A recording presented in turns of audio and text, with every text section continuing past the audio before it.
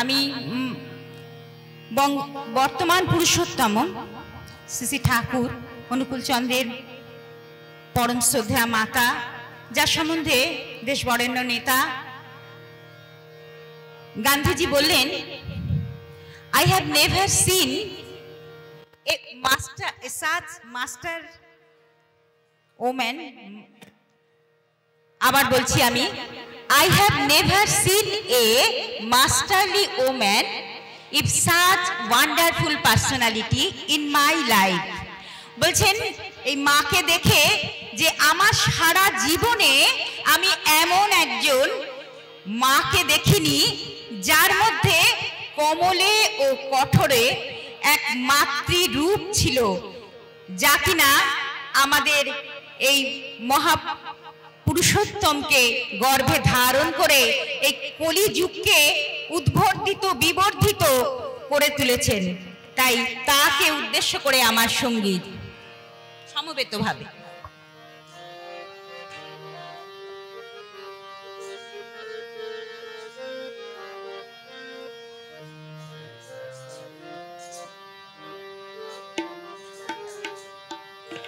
মাতা মনমোহিনীর কোলে শিশু অনুকূলে দোলে। মাতৃমন্দিরে আমরা সবাই দেখেছি মায়ের কোলে ঠাকুর ছোট্ট শিশুর মতো শুয়ে আছেন। তাই মাতা মনমোহিনীর কোলে শিশু অনুকূল দোলে। শ্যামের বাঁশি বাজলো আজি বৃষ্টি মধুর সুরে। জন্ম দিলেন ঠাকুর আমার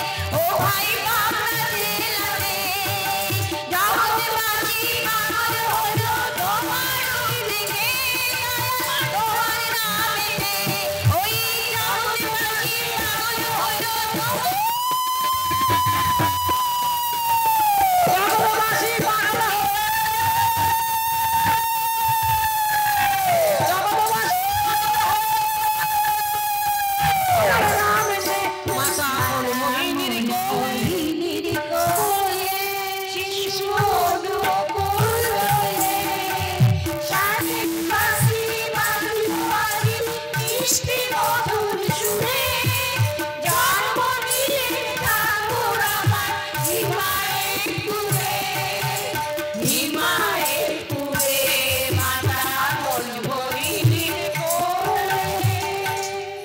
আমরা সবাই নবহিমায়তপুর আশ্রম প্রাঙ্গণে আমরা আজকে হিমায়তপুর ঠাকুরের জন্মভূমির কথা বলে আজকে গানে সুন্দর করে আমাদের অজন্তা দত্তমা গানটা শোনালেন। ঠাকুরের কথা এখন সেই মা অজন্তা দত্তমা ঠাকুরের কথা শোনাচ্ছেন। জয় গুরু। জয় গুরু। বন্দে পুরুষোত্তমম মূকং করতি বাচালং পঙ্গুত লঙ্ঘয়তে গিরিম যৎকৃপা তমহং বন্দে পরমানন্দ মাধবং। পরম দয়াল পরম পিতার রাতুল চরণে আমার ভক্তি বিনম্র প্রণাম জানাই।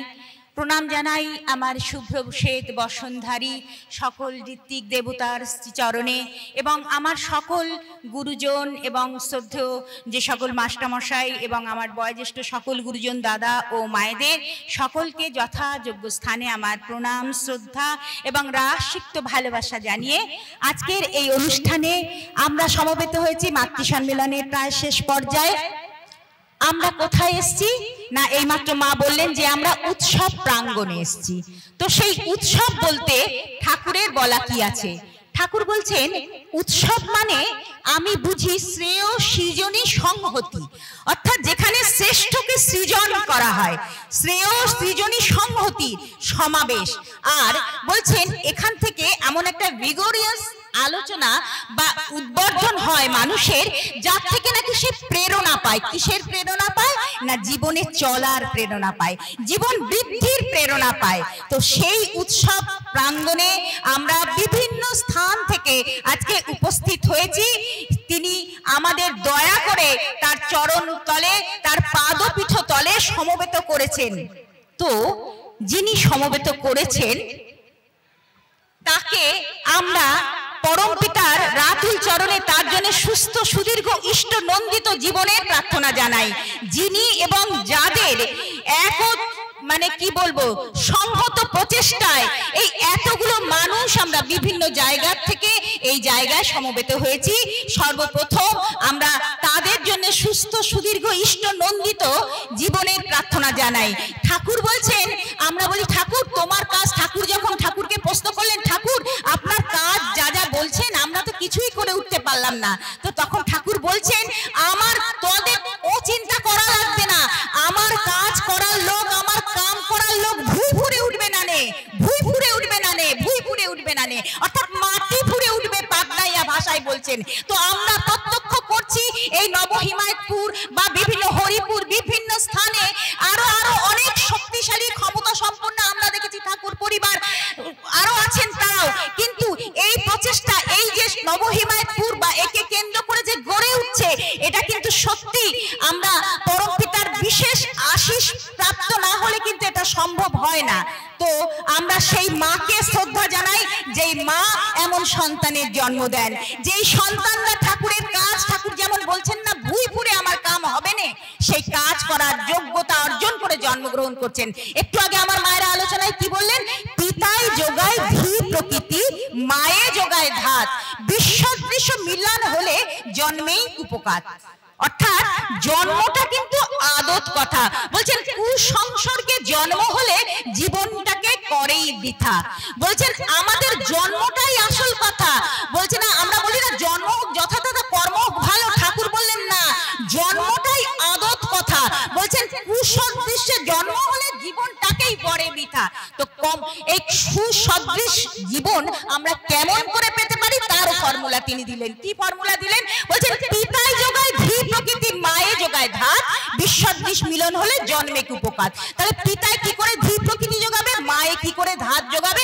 বলছেন কম্প্যাটেবল ম্যারেজ, অর্থাৎ আপনাদের বিবাহটা, এই বিজ্ঞানটা এর আগে এত মহাপুরুষ এসেছেন কিন্তু এই বিজ্ঞানটা এর আগে কিন্তু কেউ দেননি। দেখবেন আমরা চারা গাছ কিনতে গেলে ভালো জাতের চারা গাছ কিনি, একটা পশু কিনতে গেলে ভালো জাতের হাইব্রিড পশু কিনি, কেন? তাড়াতাড়ি আমরা তাড়াতাড়ি তার থেকে দুধ পাবো, তাড়াতাড়ি তার থেকে ডিম পাবো, তাড়াতাড়ি তার থেকে ফসল পাবো। তো এই যে আমাদের প্রবণতা, কিন্তু ঠাকুর বলছেন বড় দুঃখের কথা মানুষের বেলায় কিন্তু আমরা এটা ভাবি না কি করে আমরা ভালো মানুষ পাবো। এই বিজ্ঞানটা তিনি আমাদের হাতে দিয়ে গেলেন। তো এটা আমাদের গ্রহণ করতে হবে। তিনি বলছেন কম্প্যাটেবল ম্যারেজ যেমন অঙ্ক করলে ফর্মুলা মেলে সেই অঙ্কের উত্তর মিলবে, ঠিক তেমন বলছেন পিতা আর মাতায় যদি কম্প্যাটেবল ম্যারেজ হয় অর্থাৎ একে অপরের পরিপূরক হয় তবে কিন্তু এই সন্তান জন্মগ্রহণ করতে পারে, এমন বিশ্ববন্দিত সন্তান জন্মগ্রহণ করতে পারে। আমাদের মায়েদের আলোচনার মধ্যে উঠে এসছে যে সুভাষচন্দ্র, নেতাজি সুভাষচন্দ্র, যাকে আমরা নেতাজি বলি, এই দেশবাসী তিনি মানে অন্তর্ধান হওয়ার পরেও আমরা তাকে কামনা করি, প্রার্থনা করি এমন সন্তান। স্বামী বিবেকানন্দ এমন সন্তান, বিদ্যাসাগর এমন সন্তান। আমরা কেন প্রার্থনা করি, কেন তাদের মায়েদেরকে স্মরণ করি না? এই সব সন্তানরা অনেকের কথা ভেবেছে। ঠাকুর বলছেন যে নারী যখন এই যে বিবাহ, আমাদের এই মায়েরা আলোচনা করলেন বিবাহ কথাটা, বলছেন বিবাহ মানে বিশেষ রূপে বহন করা। আমরা আগে জানতাম কি পুরুষ বিয়ে করে, বলছেন ঠাকুর বলছেন না না, পুরুষ বিয়ে করে না, পুরুষ উদ্বর্ধিত হয়, উদ্বর্ধন হয় বিয়ের, আর নারী করে বিবাহ। কেন? বলছেন বিবাহ মানে বিশেষ রূপে বহন করা। তো বহনটা কে করে? বলছেন নারী বহন করে। কি বহন করে? বলছেন তার কুলকে, স্বামীর কুল, কৃষ্টি, সংস্কার সবকিছু বহন করেন। কেমন জানেন? ধরুন বলছেন আমি একটা বীজ মাটিতে পুঁতলাম, বলছেন সেই বীজটা কিন্তু আমি খোসা সমেতে পুঁতে দিলাম, আমি কিন্তু খোসা ছাড়িয়ে পুঁতি না। এবার দেখা যায় সেই বীজটা যখন মাটিতে বপন করা হলো, সেই বীজটা কি হলো, কিছুদিন পর ওই মাটির থেকে ওই বীজটা ফেটে যায়, ফেটে গিয়ে ওই আবরণটা খসে পড়ে। ঠাকুর বলছেন এটা রিফিউজ, আবর্জনা, অর্থাৎ এটা এই যে আবর্জনা, এইটা নারী বা মাটি নিজের ভেতর অ্যাবজর্ব করে, অর্থাৎ পুরুষের যত আবর্জনা নারী তার ভেতর অ্যাবজর্ব করে তাকে উদ্বর্ধিত করে তোলে। এইটা হচ্ছে পুরুষের নারী, এটা হচ্ছে বিবর্তন বা উদ্বর্ধন বা বিবাহের বিজ্ঞান। বলছেন এই যেমন তাতে আবার কি হয়, বলছেন এই যে নারী যে এই যে বীজের যে আবর্জনাটা সেটাকে অ্যাবজর্ব করলো নিজের ভেতর, তাতে কিন্তু সে নিজেও উদ্বর্ধিত হলো। কি করে হলো? এখানে নারী দিয়ে যেমন বলছে তেমন আবার ওখানে বীজ দিয়ে বলছে যে বীজের খোসাটা যখন মাটিতে পড়লো ওই মাটিটাতেই কিন্তু ওটা মিশে গেল, তার মানে মাটিটাও কিন্তু তার উর্বরা শক্তি বাড়িয়ে ফেললো।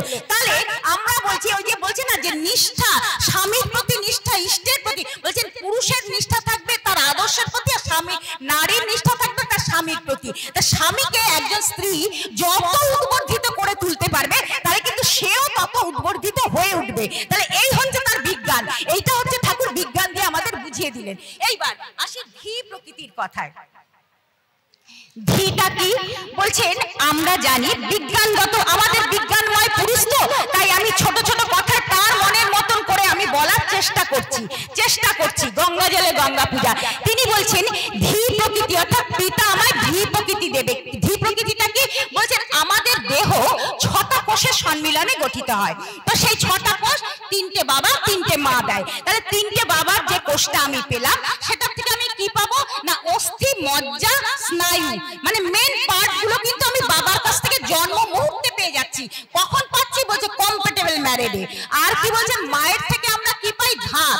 সেটা কিসের মাধ্যমে আসে? বলছেন রক্ত, ত্বক আর মাংস, এর মাধ্যমে আমরা মায়ের কাছ থেকে ওই যে 3টে কোষ নিয়েছি, ওই 3টে কোষ ওই মায়ের মাধ্যমে আমি এই 3টে জিনিস কিন্তু মায়ের থেকে নিলাম, এই তবে আমরা এই পূর্ণাঙ্গ মানুষ হয়ে জন্মালাম। তাহলে এই যে বিজ্ঞানটা, এইটা যদি আমরা সঠিক বিয়ে না করি, এটা আমি একটা উদাহরণ দিয়ে বোঝাই। ধরুন আমি দার্জিলিং থেকে একটা লেবুর বীজ নিয়ে আসলাম, এনে ভাবলাম দার্জিলিং মানে পাহাড়ি ঠান্ডা অঞ্চল, সেখানে দার্জিলিং এর লেবু আমরা সবাই জানি খুব ভালো, মিষ্টি, বড় বড়, দেখতে সুন্দর, একদম টকটকে কমলা রঙের।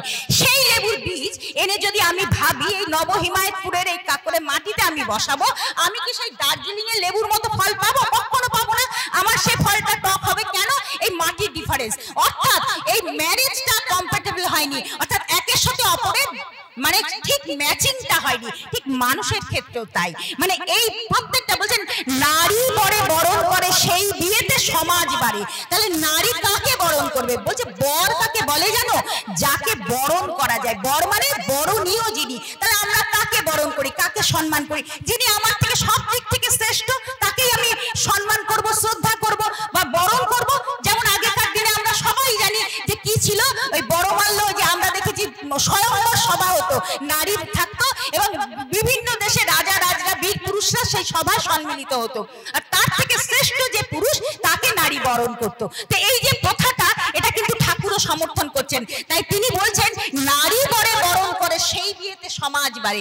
নারী বরে বরণ করতে পারবে, মানে কাকে বরণ করবে তার থেকে যেন উপযুক্ত, এরকম একটা উদাহরণ আমরা দিতে পারি। আমরা সবাই জানি সাবিত্রী সত্যবান আমাদের পুরাণের কাহিনী, সবার জানা আছে। মা সাবিত্রী সত্যবানের গল্পটা কি? সাবিত্রী অতি সুন্দরী রমণী, শিক্ষিতা সুন্দরী। এইবার তার উপযুক্ত পাত্র কোথাও পাওয়া যাচ্ছে না খুঁজে, মানে তিনি অতখানি উপযুক্ত, অতখানি শিক্ষিতা, অতখানি সুন্দরী, কিন্তু তার উপযুক্ত পাত্র পাওয়া যাচ্ছে না। তার বাবা তো মহা চিন্তায় পড়েছেন। এইবার তিনি ঠাকুরের মানে ঠাকুর তো তখন বলেননি, তখনকার আমাদের ঠাকুর তো তাই বলেছেন যে আমাদের আর্য কৃষ্টির পুরাণে যা আছে, যা কিছু আমাদের পূর্ব বেদ পুরাণে আছে সবকিছু থেকে তিনি কিন্তু তুলে দিয়েছেন। তো সেইখান থেকে তিনি বলছেন যে মা তুমি তোমার মানে মনোমত বর, তুমি তোমার পছন্দ মতো বর আমায় যদি কিছু থাকে মনোনয়ন করো। তখন সাবিত্রী ওই সত্যবানকে পছন্দ করলো। তো সত্যবানকে আমরা কি জানি, সত্যবানের পিতা ছিলেন একজন মানে রাজা, কিন্তু শ্রেষ্ঠ বীর, কিন্তু তিনি যেহেতু অন্ধ ছিলেন আর যেহেতু তার রাজ্যপাট ছোট ছিল, কিন্তু তিনি খুব সৎ আর খুব ভালো সুশাসক ছিলেন। কিন্তু যেহেতু তিনি চোখে অন্ধ ছিলেন আর সৎ মানুষ, তাকে কিন্তু পরাজিত করে তার রাজ্য কেড়ে নেওয়া হয়েছিল। তখন ওই সত্যবান তার একমাত্র সন্তান আর খুব সুযোগ্য সন্তান, শিক্ষায় দীক্ষায় রঙে বর্ণে বয়সে সব দিক দিয়ে শ্রেষ্ঠ সন্তান। এবার তাকে সে বনে বাজারে, তাকে তো রাজ্যপাট নেই, রাজ্যপাট তাদের কেড়ে নিয়েছে। কিন্তু দেখুন মা, ওই যে ঠাকুর বললেন নারী বরে বরণ করে, নারীর চোখ কিন্তু সেই বরণটা শিখে নিয়েছে, শ্রেষ্ঠ পুরুষ নির্বাচন করে নিয়েছে। তাই তিনি কি করলেন, সেই বরকে, বর সত্যবানকে পছন্দ করলেন যে ইনি আমার বর। এবার যখন বাবা তো কিছুতেই পছন্দ না, রাজার মেয়ে, কোনো বাবা কি পছন্দ করে? রাজার মেয়ে কোথায় গিয়ে যাদের রাজ্যপাট কিছু নেই তার কাছে গিয়ে বিয়ে টিয়ে করে? কোনো বাবাই পছন্দ করবে না, যতই যা শিক্ষিত হোক আর যাই হোক। তো এইবার তিনিও আপত্তি করছেন। ডাকা হয়েছে রাজবৈদ্যকে, রাজবৈদ্য এসছে, তিনি বলছেন এ তো এমনিতে সব দিক দিয়ে ভালো, যাকে ঠাকুর বলছেন কম্প্যাটেবল ম্যারেজ, সব দিক দিয়ে শ্রেষ্ঠ, সব দিক দিয়ে ভালো, ঠিকঠাক ম্যারেজ হচ্ছে, কিন্তু একটা সমস্যা আছে। বলছে কি সমস্যা?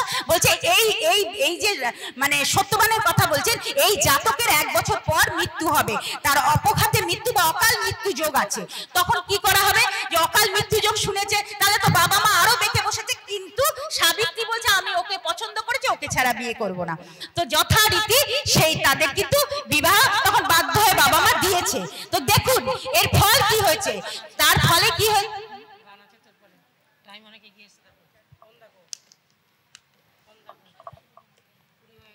কেউ বলেছে থামতে বলেছে, তাহলে আমি জয়গুরু দিয়ে দিই। অনুষ্ঠান শেষ করতে দাও, মানে কথাটা শেষ করতে দাও, একটা বাক্য শেষ করতে দাও, ডিস্টার্ব করলে আর বলাই আসবে না। যাই হোক, তারপরে আমরা সবাই জানি যে সাবিত্রী সত্যবানের বিবাহ হয়েছিল এবং যথারীতি তাদের সুখের সংসার ছিল সেই জঙ্গলে কাঠ কেটে আনে, আর সেই শ্বশুর শাশুড়ি স্বামী সকলকে সযত্নে সেবা করে। তারা শ্বশুর শাশুড়ি, মা তুমি রাজনন্দিনী, তুমি কি এত কষ্ট সহ্য করতে পারবে? সে বলে না, আপনারা আমার গুরুজন, আপনাদের সেবা করা কর্তব্য। একদিন এমন হয়েছে বাড়িতে কাঠ কুটো কিছু নেই আর অঝোরে বৃষ্টি, সে বৃষ্টিতে মানে ঘরে কোনো জল মানে খাবারও নেই, এদিকে রান্না বসানোরও কোনো উপকরণ নেই। তো স্বামী যাচ্ছে বনে কাঠ কাটতে, বলছে তুমি থাকো আমি আসি। বলছে না তুমি যাবে আমিও যাবো, 1 বছর তো হয়ে গেছে। ও তো জানে এইবার স্বামীর সেই অপঘাতে মৃত্যু যোগ আসছে আর এই সতী নারী তাকে রক্ষা করবে, সঙ্গে সঙ্গে গেছে। এবং আমরা দেখেছি পরবর্তী, আমরা সবাই জানি যে, আমি সংক্ষিপ্ত করছি যে তিনি মারা গেছেন। এবং সাবিত্রী যমরাজের মুখ থেকে এটা যে ঠাকুর অনেক বৈজ্ঞানিক ব্যাখ্যা দিয়েছেন যে কিভাবে তিনি বুদ্ধি বলে তার স্বামীকে, তার শ্বশুরের দৃষ্টিশক্তি এবং যে মানে রাজ্য তার চ্যুত হয়েছিল সেই রাজ্যকে ফিরিয়ে এনেছিল।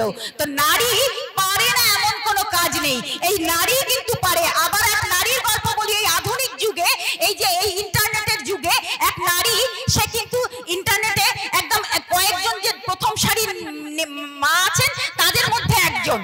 আজ কিন্তু তিনি আর প্রথম সারির মধ্যে নেই। কেন জানেন মা? সেই মা কি করলেন, তিনি তাদের বিবাহিত জীবনে একটি সন্তান আছে।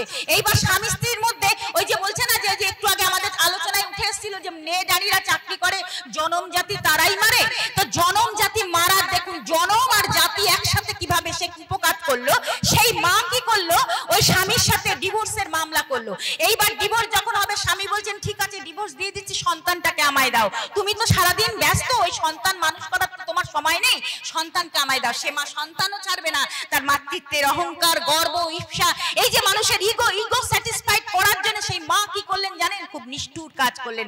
সেই মা একদিন সেই সন্তানকে নিয়ে একদিন এক হোটেলে গিয়ে হোটেল ভাড়া করলেন, যে আমি একটা মিটিংয়ে এসেছি বলে। সেই হোটেল থেকে যখন ভাড়া করে সে বেরিয়ে চলে যাচ্ছে, দেখছে সে একা চলে যাচ্ছে, তার সঙ্গে একটা সুটকেস। বলছে আপনার ছেলেটা, বলছে ওর এক বন্ধুর বাড়িতে এখানে এসেছিল, সে নিয়ে চলে গেছে।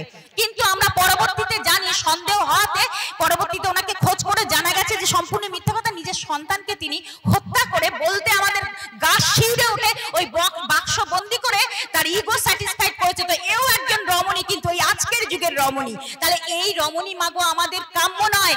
তাহলে এর ফল কিন্তু আমরা আজকের ভারতবর্ষ, আজকের পশ্চিম বাংলায় দেখতে পাচ্ছি। ঘরে ঘরে অসুরের উৎপাত, অসুরের জন্ম।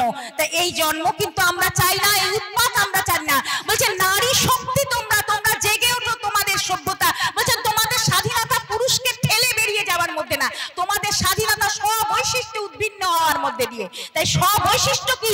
যেমন চিনি চিনি, লবণ লবণ, দুটোই সাদা, দুটোই গুঁড়ো, কিন্তু কেউ কারো সমান নয়। তার বৈশিষ্ট্যে সে মহান, তার বৈশিষ্ট্যে সে মহান। তাই আসুন আমরা যেন আমাদের বৈশিষ্ট্যে নিজেদেরকে উদ্বর্ধিত করে তুলে নারী জাতির সম্মান রক্ষা করে, এই জাতকে, এই জগৎকে বিবর্তিত করে ওই পরম পিতার ইষ্ট বা আদর্শে আমাদের আর্য কৃষ্টিকে নতুন ভাবে জাগিয়ে তুলতে পারি। এই বলে আমার বলা এখানেই শেষ করলাম। এরপর আমাদের শেষ সঙ্গীত করে আমরা আমাদের অনুষ্ঠান শেষ করব।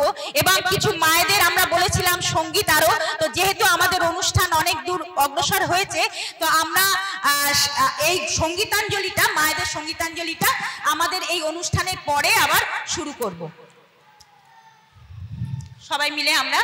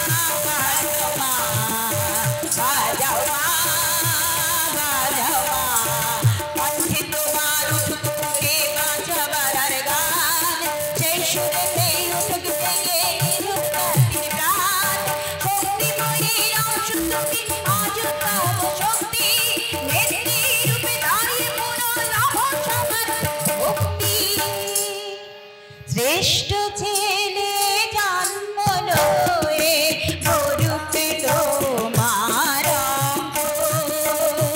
শ্রেষ্ঠ ছেলে জন্ম লয়ে গরু তোমার। আজ জগতের নারী তুমি নাও কবিতা সঙ্গিনী, স্বামীর পাশে যুগে যুগে তুমি সহধর্মিনী। দেবী রূপে জন্ম তোমার এই ভারতে পড়ে, তাই তো শ্রেষ্ঠ আসন বিশ্বপিতার ঘরে। তুমি যে গো অভয়া রূপে ঘোচাও জাতিকে বঙ্গ, তুমি যে গো অভয়া রূপে ঘোচাও জাতির বঙ্গ। ওই সীতা সতী সময়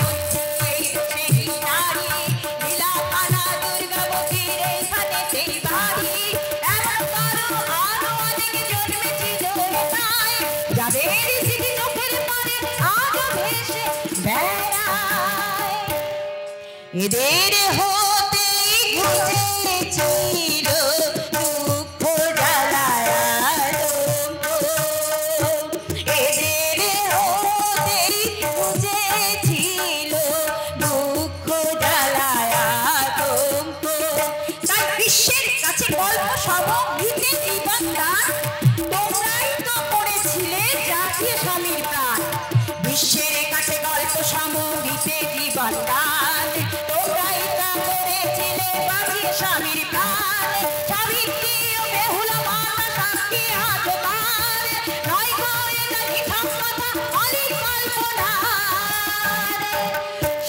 দেশেরই নারী হয়ে সইবে কেন কলঙ্ক, সেই দেশেরই নারী হয়ে সইবে কেন কলঙ্ক।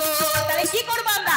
ইষ্টহারা দৃষ্টিচ্যুত এই জাতিটার বুকে জীবন যশের শাড়ি পরে দাঁড়াও আবার রুখে। ইষ্টহারা দৃষ্টিচ্যুত এই জাতিটার বুকে জীবন যশের শাড়ি পরে দাঁড়াও আবার রুখে। শক্তি দানো স্বামীর বুকে মানুষ করো সন্তানে, ছোটাও স্বামী ভরার বুকে অমৃতেরই সন্ধানে। শুভের পথে চালিয়ে সবে করে তোলো নিঃশঙ্ক, শুভের পথে চালিয়ে সবে করে তোলো নিঃশঙ্ক। বাজাও নারী বাজাও পুনো, সেই ধ্বনিতে